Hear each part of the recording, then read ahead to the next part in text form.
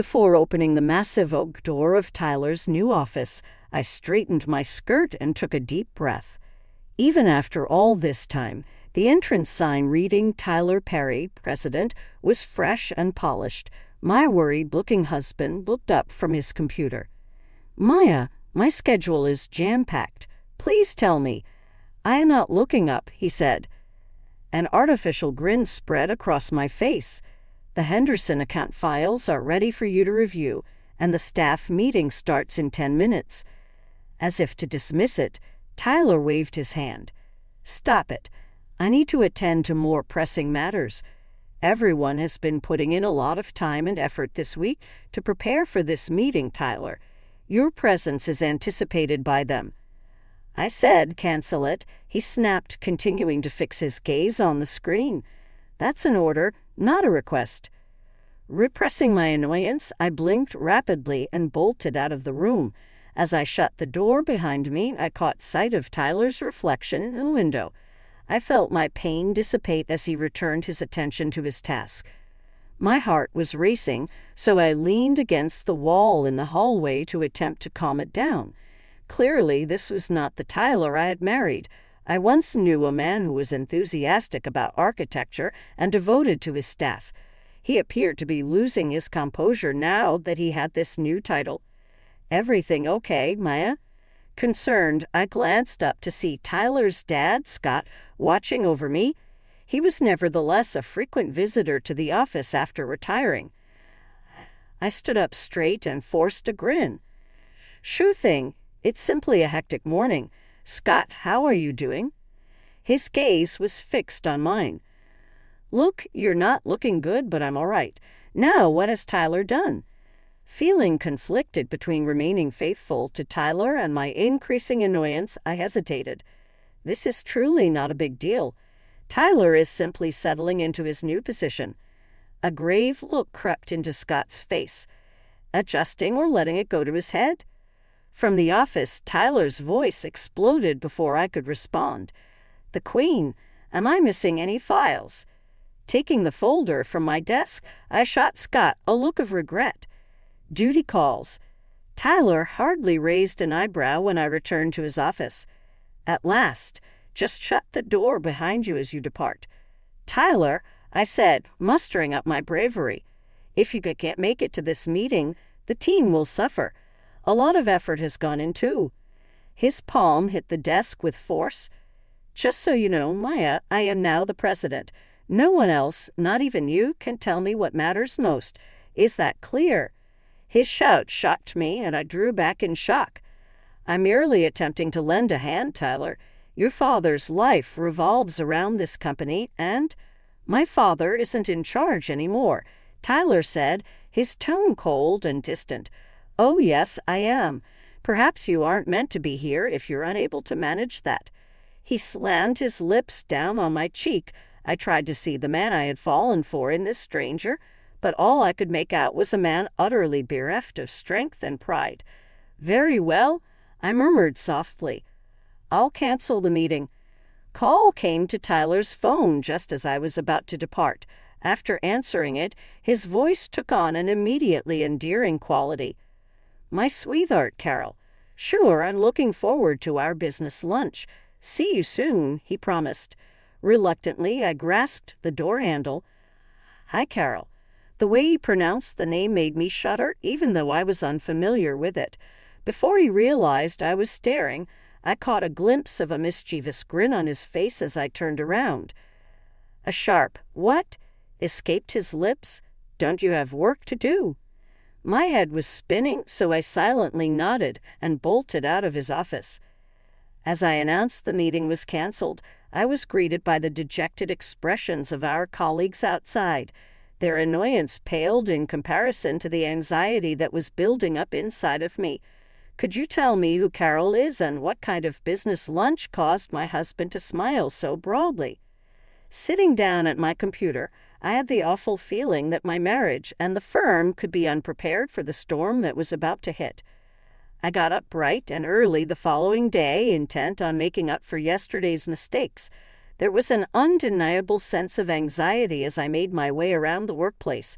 As I walked by, people stopped talking and instead smiled and nodded awkwardly. "Good morning, Maya," our head designer Evelyn yelled. "Any news on rescheduling the meeting?" I was conflicted about how to be forthright and careful with my remarks. "I'm putting it in my hat, Evelyn. In his new position, Tyler is still finding his footing." Then Evelyn arched an eyebrow. "Is it changing? Is that the new moniker?" The voice of Tyler resounded from his office before I had a chance to reply. "Hello, Maya. Right now, my office." With my guard up, I sprinted to his door. He was visibly agitated, pacing back and forth. With a forceful toss of papers, he demanded, "What on earth is this?" I looked down, and my heart sank. The design team had filed an official complaint about Tyler's delays in project approvals and his absence from crucial meetings. "Just frustration from the team, Tyler," I suggested calmly. "Can we arrange a meeting to address their concerns?" He scoffed. "Their concerns?" He sneered. "This isn't a daycare, it's a business.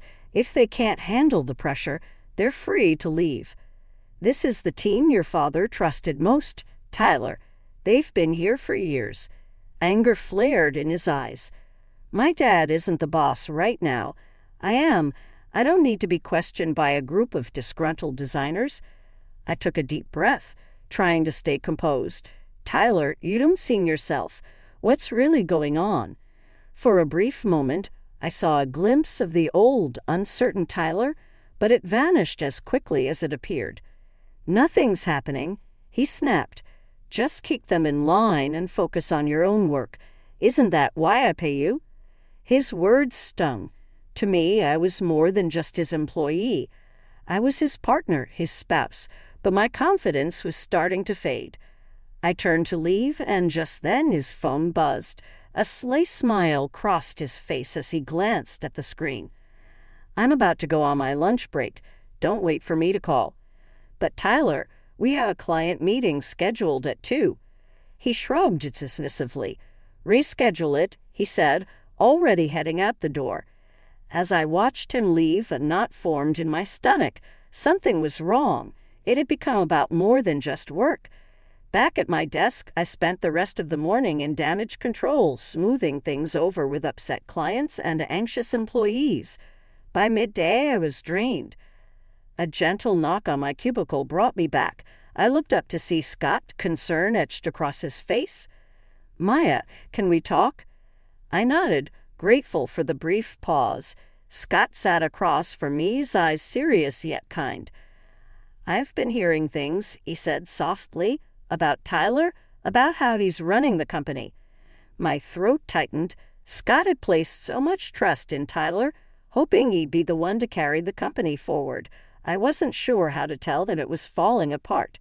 "Scott, I began, but he held up a hand. "Maya, you don't need to protect him. I've known something was wrong for a while. I kept hoping he'd grow into the role." Tears stung my eyes. "I don't know what to do," I whispered. "He ignores my advice and everyone's drifting away from him." Scott reached across the desk, giving my hand a reassuring squeeze. "We'll find a way to fix this, Maya. Together. This family and this company mean everything to me. I won't let Tyler ruin it." Just then, Tyler's voice boomed from across the office. "Who the hell is slacking off around here? We need to get this done, don't we?" Scott and I exchanged a look. The storm was only beginning. I stood steeling myself for the next crisis Tyler had created, but Scott's words echoed in my mind. Together? For the first time in a long while, I felt a glimmer of hope. But as I turned the corner, I saw Tyler. His tie was crooked, and there was a smudge of lipstick on his collar. Any hope had vanished. After a long day of trying to hold things together, I finally headed home, exhausted. All I wanted was a hot bath and a glass of wine. But as I reached for my keys, the door opened and a blonde woman stepped out. Her blouse was haphazardly buttoned and her lipstick was smudged. When she saw me, she paused, her eyes widening before she recovered. "Oh, you must be Maya," she murmured smoothly. "I'm Carol, Tyler's consultant." The pieces fell into place. The name on Tyler's phone, the lipstick on his collar. Everything clicked with painful clarity. "Consultant," I managed, barely able to speak. A sly smile curled on Carol's lips. "Yes, Tyler and I have been collaborating quite closely. He's quite the visionary." Tyler appeared in the doorway, his face pale as he saw us. "Maya, you're home early," he stammered. I searched his face for a hint of guilt or regret, but saw only fear and cold calculation. Carol was just leaving, he muttered, guiding her toward her car. They exchanged a knowing glance before she drove away, leaving me alone with a man I realized I didn't know at all. My thoughts were racing as I walked right by Tyler and inside. With an effort to clarify his position, he trailed behind. "No, Maya, it's not at all what you expect. Carol is only lending a hand with some fresh endeavors." Ideas were flying around in our heads. My voice rose as I faced him. "I implore you not to." "Tyler, you have my word. At this very moment, no." He was unsure of himself, and he paused. I had no intention of this happening. I mean, it did. It just happened." My voice quivered as I spoke, as if you were careless with your job duties, and it happened to you. As if it were a random occurrence that you treated our friends and employees like they weren't important. Frustration set in Tyler's features. "You have no idea how much stress I'm in. I am left with unfulfilled shoes by my father. This is all I'm capable of doing. How about I have an affair?" By bringing the firm to its knees, I fired back. His face betrayed his level of frustration as he halted. "Things became tricky, but I can figure this out. There is a way to resolve this." A sour chuckle escaped my lips. "Almost. Tyler, we are no longer a unit. You guaranteed it." I knew that was true as I said it. His treachery and my naive faith destroyed our marriage and our partnership. There was a sudden ring on Tyler's phone. Glancing at it, he appeared torn. "It's Carol, isn't it?" "Shh," I whispered. Affirmation was his word. "Maya, please, let me explain." My patience had run out, and I had stopped trying to justify him. I reached for my keychain and made a beeline for the exit. "Where are you going?" I was pursued by Tyler. "Get away from you," I responded. "I need to think." My vision became hazy with tears as I sped through the pitch-black streets. What had led to this point? The life we had created together, the man I loved, it was all falling apart. When my phone rang, the screen lit up with Scott's name. I was taken aback before responding. "Is everything well with you, Maya? You departed from the office at such a rapid pace," he remarked, his voice betraying his genuine anxiety. Everything that had been bottled up inside of me, my heartbreak, the company's situation, and Tyler's affair, emerged as a result of his kindness. Scott was attentive as I spoke, and he spoke in a low voice after I ended. "Maya, I apologize deeply. I am the one to blame. I should never have subjected Tyler to that amount of strain." I emphasized that it was not my fault. Tyler made his own choices. Scott heaved a sigh and said, "Maybe. Now it's up to us to make our own. Visit my home. We'll work through this as a team." I felt an unusual serenity as I drove approaching Scott's neighborhood. It was no longer a secret that Tyler had betrayed me, but I was far from alone. A glimmer of energy returned, the first in months. There would be no more evasions or unquestioning allegiance. I would confront whatever lay ahead directly. The moment had come to defend not only myself, but also the place that had become my second home, the Enterprise. I ignored the snickers and sideways looks the following morning as I confidently entered the office. I felt re-energized after yesterday night's conversation with Scott. What I witnessed as I rounded the bend, though, was completely unprepared for. Standing in the center of the office, Tyler had Carol's waist in his arm. Her outfit, a pencil skirt, and a blouse, was suing me for my own style a few months back. Everyone, Tyler declared with an air of self-assurance. Meet Carol. I think you'll like her. As a special consultant, she will be joining our team. My pulse was pounding as I met Tyler's eyes. He seemed to be daring me to answer with his look. With a smile on her face, Carol made it clear that she was embracing her new position in the firm and the companionship of Tyler. The one who spoke out initially was Evelyn, who is our lead designer. However, we currently have a complete squad, Mr. Perry. As for Maya will be assisting Carol in getting settled. Tyler skillfully interrupted. Won't you, dear? I was the center of attention. My coworkers' emotions, a mixture of sympathy and interest, were palpable. Breathing deeply, I mustered a smile, which seemed more like a grimace, but I kept at it nevertheless. Certainly, I mustered up the courage to say, "Welcome aboard, Carol." A flurry of fake smiles and submerged stress ensued for the following several hours. I went to my office in an attempt to get some work done, but thoughts about Tyler's treachery kept coming back to haunt me. Interrupting my train of thought was a tap on the door. Scott was there, looking worried. "I just heard it, Maya. How are you doing?" Refraining from sobbing, I shook my head. "Scott, I'm not sure I can handle much more. Tyler seems intent on causing me harm in every way imaginable." Scott became grave-faced.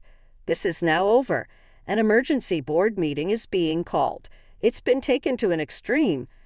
Tyler burst into the room, his rage visible on his crimson face, before I had a chance to reply. "What on earth are you doing, Dad?" He growled angrily. "Right now, this is my business. I don't think you can storm right in here and—" "Enough," stopping Tyler in the middle of his sentence. Scott's voice was forceful. "You have devalued all that I have laboriously established. You need to deal with the fallout now." Tyler drew in his brows. "There will be what? I'm only in the beginning." He retrieved an envelope from his jacket and threw it upon my desk. "Consider this my first official act as president." I opened the letter with trembling hands. Tyler had already signed the divorce papers that were inside. I could feel his icy gaze on me. "You're fired," I said, my voice filled with shock and pain. Tyler laughed with an icy tone. "Can we fire you?" "Oh my goodness, Maya. This career, this marriage, everything. I'm freeing you from it all." My entire world came crashing down as I gazed at the papers. Nothing more than a few pages of legals after all that time and all our hopes and desires. "Tyler, please," Scott pleaded with him, attempting to soothe his anxiety. "Consider your actions. Maya is the rock upon which this business has rested. Missing her, when she is no longer a part of it, we can go on," Tyler said abruptly. "Confront it, Dad. This is not the way things are done anymore. In the future, Carol and I intend to do great things." Some weird serenity washed over me while they argued. Tyler, this stranger with my husband's likeness, caught my eye as I glanced at the divorce papers. I made a choice right then. I whispered, "I'll sign," interrupting their angry tirade. Both guys looked at me as if I were crazy. A smug grin spread across Tyler's face as he became the first to recover. "Logic will prevail." I knew it would, Maya. "In all honesty, it's for the best." My eyes remained fixed on his. "Tyler, I agree with you. Not for the reasons you may expect, but everything will work out well in the end." A burden was lifted from my shoulders when I signed the paperwork. Even if Tyler had ruined our marriage, I had had enough of playing the victim. Announcing my resignation, I stood up, effective immediately. Riley's grin disappeared. "Oh, really? How? No way can you simply—" "I am capable of doing it," I declared with conviction. "Tyler, I wish you the best of luck as you take over this organization. It will be necessary for you." Carrying my head proudly, I stepped out of the office and heard Scott's voice calling out to me, "Maya, wait." Then I halted and went around. Scott's expression was one of both pride and resolve. "Have a proposition for you," he pointed out, "one that might just save this company and give you the fresh start you deserve." A glimmer of optimism returned to me after months of despair. No matter what happened, I was prepared to deal with it alone. At a later time, while sipping my hot tea, I sat across from Scott in his comfortable home office. For the last several days, thoughts of the storm have raced through my head. "Maya," Scott started, his voice steady yet determined, "my nonprofit architectural trust is looking for someone like you to join our team. Your ethics and expertise are much needed." Shock caused me to blink. "What about the business, though, Scott? Will Tyler be okay?" Scott stated, "Tyler made his choice," with a trace of melancholy in his gaze. "Now it's time for you to make yours." Evelyn sent a text message to my phone at that very moment. "Help, please. This place is in utter disarray. Carol and Tyler are ruining the business. You are essential, Maya." Anxiety gripped me. The firm and the individuals I had worked with for so long remain very important to me, no matter what. I am in need of a moment to reflect," I informed Scott. He understood and nodded in agreement. "Sure thing. Be careful not to linger. Neither of us is surprised that Tyler will destroy all we've worked so hard to create." I sighed and stepped into the workplace for the final time the following morning to pack up my desk.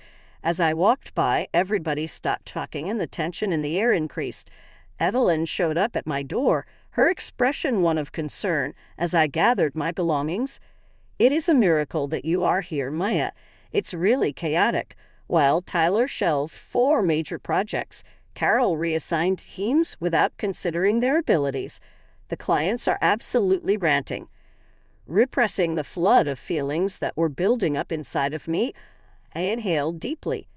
"Evelyn, I'm no longer employed here," I declared with a tense voice. "None of that exists." "I am capable of handling it," I declared. Evelyn's expression changed. "Are you really going? However, how do we fare? Where does the business stand?" The hall erupted in Tyler's shouting before I could respond. "Maya, what are you doing here?" He strutted smugly into my office, followed closely by Carol. I responded calmly, just grabbing my things, not letting him frighten me. Tyler drew in his brows. "Very well. Get out of here as soon as possible. Let Carol take care of your responsibilities." It made me laugh out loud. Would she be able to do it? Is that why there's anarchy among the employees and clients are threatening to quit? With her neatly manicured nails, Carol moved forward and began to dig into Tyler's arm. "I'm really loving it. According to Tyler, I'm quite gifted." When asked if I was sure he did, I responded with an air of detached certainty. But running a successful architectural firm takes more than just being a natural. A flush of wrath spread across Tyler's cheeks. "The time has come. Excuse me, Maya. No one will welcome you here." I heard a rustle in the hallway and quickly gathered my things from the box. With 3 board members at his sides, Scott marched in. "What's going on?" According to Tyler, it was imperative. Scott's tone was authoritative. "Hey, Tyler, a board meeting is in the works. This company is in jeopardy due to your recent decisions, and we are here to talk about your presidency." Even Tyler's self-assurance faltered. "This is too much for you. At this point, I am the one leading the charge." One of the board members stated, "We'll see about that," with a serious expression as they made their way to the conference room. Scott turned to face me again. "Maya, we could use your insights in this meeting, if you're willing." I was conflicted about staying and cleaning up the mess or staying and being loyal to the firm I had helped build. Tyler scowled. "She's no longer employed here, Dad. Her voice is silenced." A sudden realization hit me. I stood tall after setting down my package. "In all honesty, I'm considering sticking around for this meeting. It seems like no one else has a clue about how this organization actually functions." Scott beamed with satisfaction as Tyler stutter talked, and Carol gasped. I was overcome with resolve the moment we stepped into the conference room. It had become about more than just me. All eyes were on preserving Scott's legacy and the jobs of those who worked here. I was prepared to battle for the people and the firm, not for Tyler or our shattered marriage, no matter what happened next. It was about time I proved my abilities to everyone, but notably Tyler. As I broke down the company's condition for the board, tensions ran high.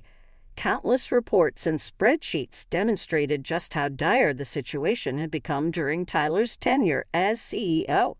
3 major clients have left in the past month, I said, maintaining a steady voice despite my rushing heart.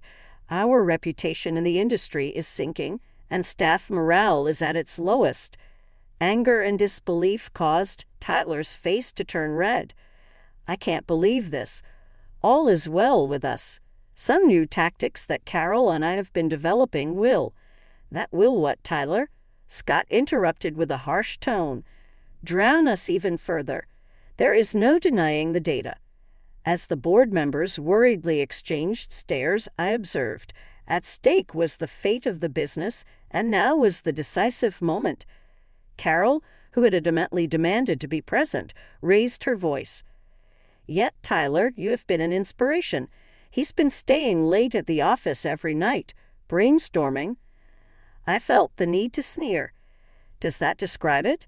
Because all I can see is a floundering business and a president who seems to prioritize his own interests over those of the country. Anger sprang out of Tyler's eyes. Maya, you have no idea what you're talking about. You're only resentful because I progressed. Moved on. I let out a sharp chuckle. First you ruined our marriage, and now you're bringing down our business. That is destroying everything, Tyler. It is not progress. The longest-serving board member, Mr. David, cleared his throat. I believe we have heard everything. It's obvious that this company needs a major intervention. Tyler whitened up. What are you saying? I'm saying, he said, that we need to think about new leadership, effective immediately. The room erupted into utter mayhem. Board members fought between themselves as Tyler yelled and Carol sobbed. I sat silently through it all, experiencing an unusual sense of peace. Tyler looked at me with a look of despair on his face. Maya, please, he pleaded. Please lend me a hand. Permit me to take care of this. Inform them that we can resume our previous collaboration. I turned to him, the man who had been my constant companion in all my endeavors. Just for a split second, I felt like I was back with the old Tyler, terrified, exposed, and in need of assistance. Then I was brought back to reality as Carol's hand tightly gripped his arm. Tyler, I apologized softly, but you made your choice, and now you have to live with it. Scott sprang to his feet, his voice rising above the din. I propose that we take a vote on whether or not Tyler should remain CEO of this company. Please raise your hand if you support ousting Tyler as president. As the hands traveled up and down the table, it was as if time stood still. A B and C, much more than half. When Tyler understood what was going on, his expression turned glum. This isn't fair. Joyful Carol let out a scream. You can't do this to us.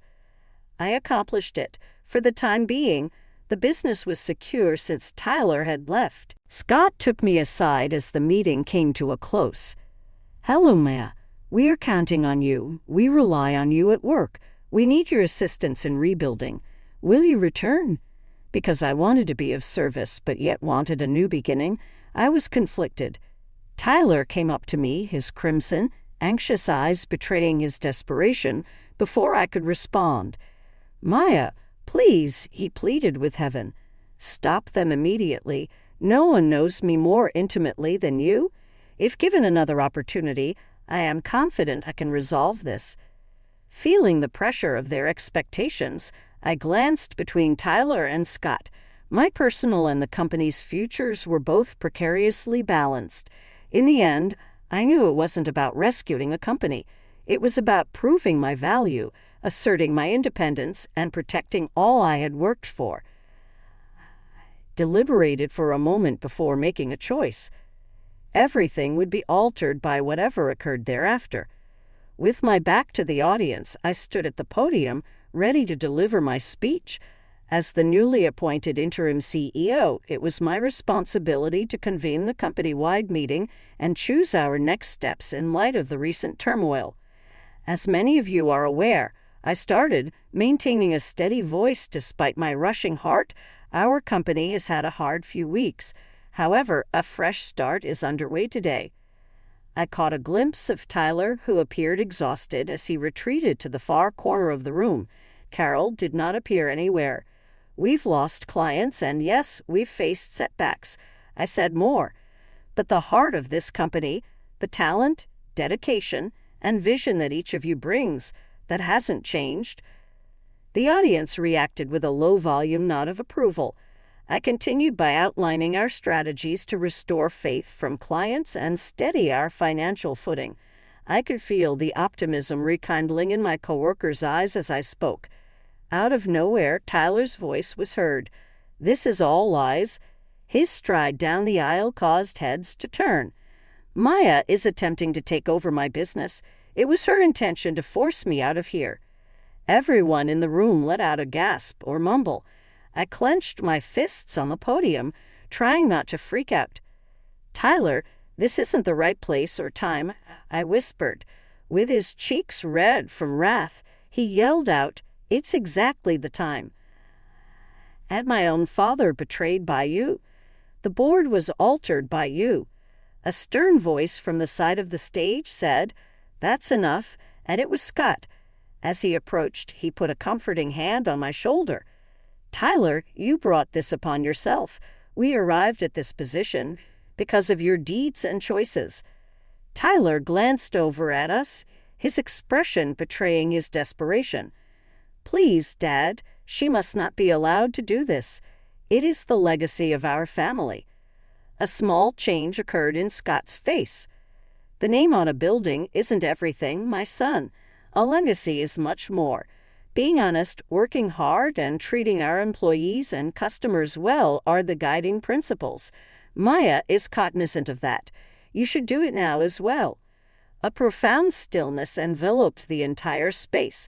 I could sense that everyone was watching our every move, eager to witness the resolution of this family drama. As if the battle had sapped all energy from him, Tyler appeared exhausted and his shoulders drooped. "Is that all?" He inquired whether I were simply out. I gingerly made my way over to him, stepping down from the podium. "No, Tyler, this isn't the end. You can still find success here. You just need to put in the effort." The guy I once loved appeared to me, frail and uncertain for an instant. Nevertheless, he subsequently became more expressionless. "Neither your sympathy, Maya, nor yours, Dad, are necessary. Look, I'm going to launch my own business. I will construct something that is larger and more superior." And with that, he strode out into the startled stillness. With hundreds of eyes fixed on me, I made my way back to the podium. Neither my position nor the company's future would be the same after this. I empathized that was difficult to perceive. I started, my voice slightly trembling. It does, however, demonstrate the purpose of our gathering today. None of us are in this business for our own narcissism or ambition. What matters most is that we, as a group, collaborate to achieve our goals. I glanced over to my coworkers and waited, as if looking for a sign of direction. Some appeared uncertain, while others were eager. "I assure you, this will not be a picnic. There is a long road ahead of us, but I assure you that I will make decisions that are in the best interest of this firm and its employees. There are no more of you." I felt a burden fade away as I continued to sketch out our strategy. That was the most challenging aspect.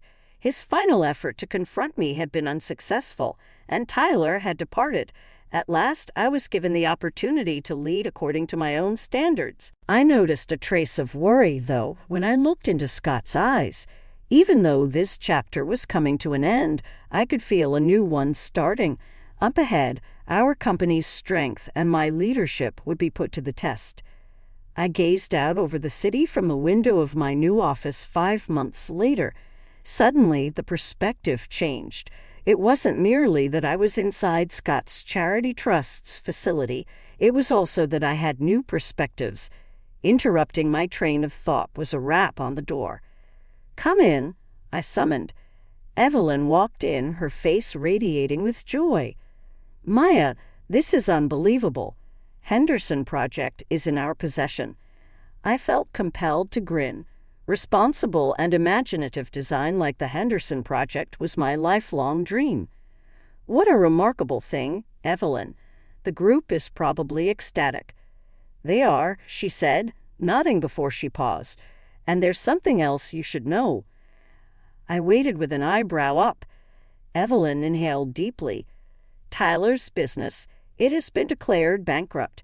They initiated the Chapter 12 process earlier today." A tidal surge of news washed over me. Somehow, through it all, I held out hope that Tyler would figure things out. "And Tyler?" Shy whispered it. "He's been missing for days," Evelyn said, her head nodding in agreement. "Carol, on the other hand, was here previously seeking employment, and Tyler allegedly gave her nothing in return." Soaking it all in, I slumped into my chair. Truly, the Tyler with whom I had previously loved and had a life had vanished. Instead, it was a tale of how fast prosperity can crumble if it is based on shaky ground. The way Scott materialized at the doorway was almost as if he sensed my yearning for him. "Heard the news," he whispered softly. "How are you holding up?" Somehow, I pulled off a shy grin. "No worries. Everything is so overwhelming." With a blend of pride and anguish in his eyes, Scott gave a nod. "You've accomplished incredible things here, Maya. Lives are being transformed by this new arm of the trust and the initiatives you're spearheading." "We're making a difference," I queried, correcting him. "I couldn't have done this without your support." He disregarded my gratitude.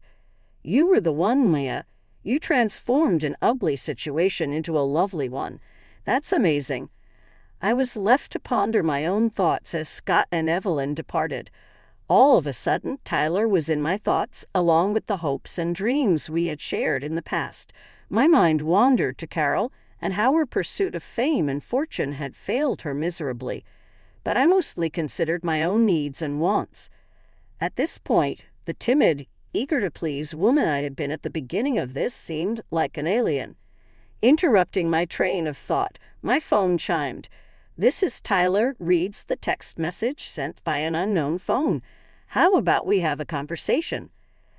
As I fixated on the television, my pulse quickened. The opportunity would have been too good to pass up 5 months ago. Now I paused, inhaled deeply, and returned to typing. "I've moved on, Tyler, and I apologize. Peace be with you." Feeling the final remnants of my former existence dwindle as I hit the send button. With endless opportunities and potential, the future unfolded before me. A rap on the door prompted my return. My group was there, and we couldn't have been more excited to begin planning the Henderson Project. As I grinned, I invited them inside. "Let's create something amazing." I was filled with profound appreciation when we sat down at the conference table and ideas began to flow freely. Here I belonged, not defined by Tyler or anyone else, but by myself among friends and family who loved and appreciated me. This location of resilience, direction, and self-discovery was my destination, the result of a long and winding road.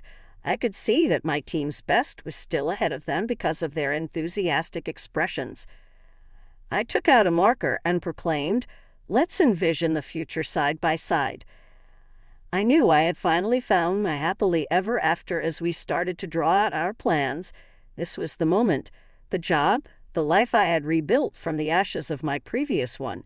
It wasn't out of a fairy tale, but it was something even better. A new beginning that I had created with all my heart and hands. I was prepared to face whatever difficulties arose on the path ahead, even though they might not always be smooth. I realized for the first time that my value was independent of other people's thoughts and deeds. It was born out of my own inner fortitude and perseverance. For me, that was the pinnacle of success.